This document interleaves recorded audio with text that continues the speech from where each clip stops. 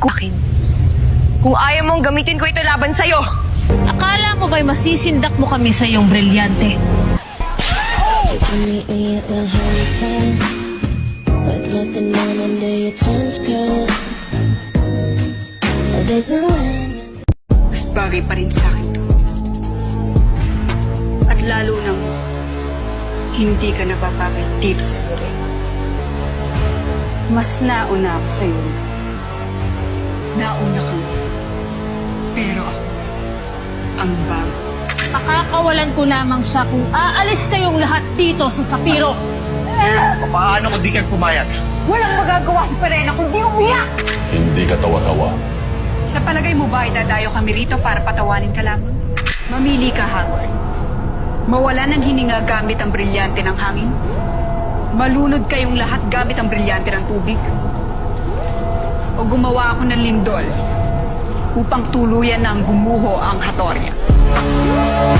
Hihilera ko ang inyong lupang kasama ng bawat hari.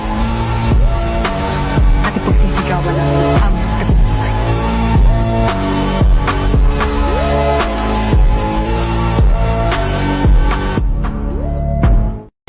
Bilang panganay, wala pong karapat-dapat na humulili sa inyo, Ina.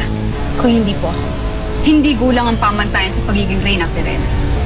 Ako man ang pinakabata, ngunit kaya ko rin pamunuan ng Pereo. Puro salita. Kaya ba ng gawa?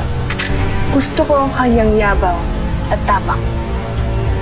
Gusto ko siyang paslangin. Lapastangan. Ako na ang susunod na lalaban sa kanya. Nakatitiyak akong sandali lamang ang laban na ito. Pagkat natatalo ka kagad. Ako ay Dea Perena. Bakit? Huwag mo sabihin natatakot ka. Kay dali kang paslangin ang aking brilyante.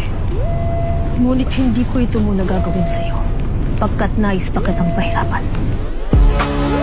Iwatang natatangi na may kakaibang tapang at bagsik. Ako ang tatapos sa niya.